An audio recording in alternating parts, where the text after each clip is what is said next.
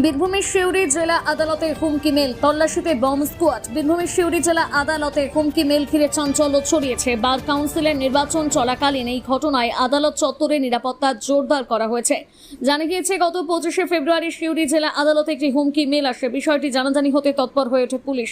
সঙ্গে সঙ্গে আদালত চত্বরে শুরু হয় তল্লাশি অভিযান। বিভিন্ন এজলাস এবং আদালতের গুরুত্বপূর্ণ জায়গাগুলো খতিয়ে দেখছে বম ডিসপোজাল টিম এবং পুলিশ।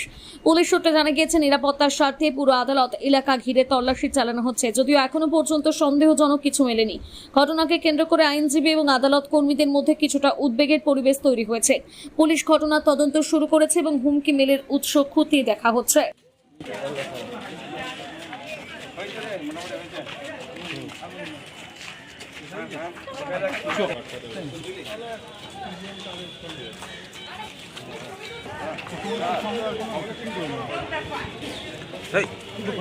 कुछ के देखो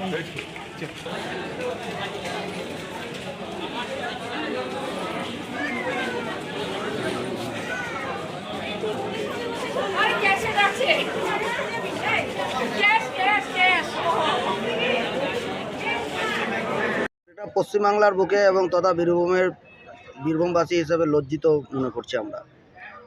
এটা পার্টিগত বিষয় নয়, যে আদালতে দাঁড়িয়ে আছি। আমি একজন অ্যাডভোকেট। আজকে বার কাউন্সিলের ভোট চলছে, সেই ভোট দিতে আমরা এসেছি। কিন্তু এটা আমার মনে হচ্ছে আইনজ্ঞ হিসাবে এবং বীরভূমবাসী হিসেবে এটা লজ্জা, এটা প্রশাসনের দেখা উচিত। আমি আপনাদের মাধ্যম দিয়ে এসপি সাহেবকে বলতে চাই যে আপনারা বিষয়টা তদন্ত করুন এবং যে সেকেন্ড টাইম হলো আপনারা কজনকে অ্যারেস্ট করেছেন সেই তথ্য আপনাদের সামনে আনতে হবে।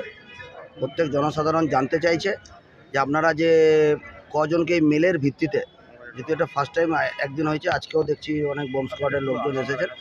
হ্যাঁ, তো স্বাভাবিকভাবে এটা দুর্ভাগ্য, বীরভূমবাসীর বুকে দুর্ভাগ্য। এবং যেটা যারা মেল করছে অতি সত্বর তাদেরকে কঠোর থেকে কঠোরতম সাজা দেওয়া হোক, এটাই ভারতীয় জনতা পার্টি বীরভূম জেলার পক্ষ থেকে আমাদের দাবি।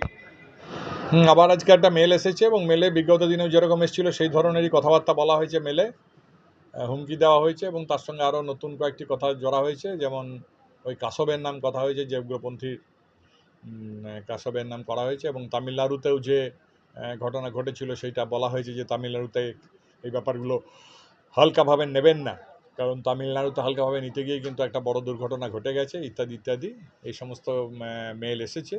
তো যাই হোক না কেন, আমরা প্রশাসনকে জানানো হয়েছে। প্রশাসন ইতিমধ্যেই তৎপরতার সঙ্গে তার মেটাল ডিটেক্টর নিয়ে ইতিমধ্যে এজলাসে তদন্ত শুরু হয়েছে, খোঁজখবর করছে। দেখা যাক এরপর কী হয়।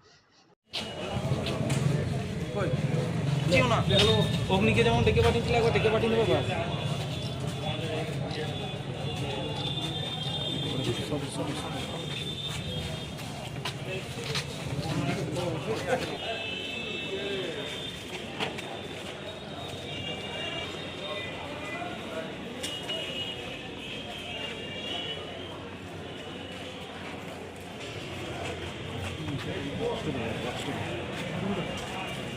হ্যাঁ,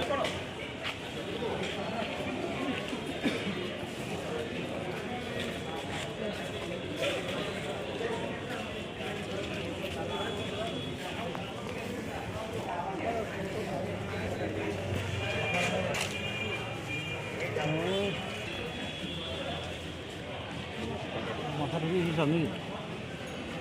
মাথা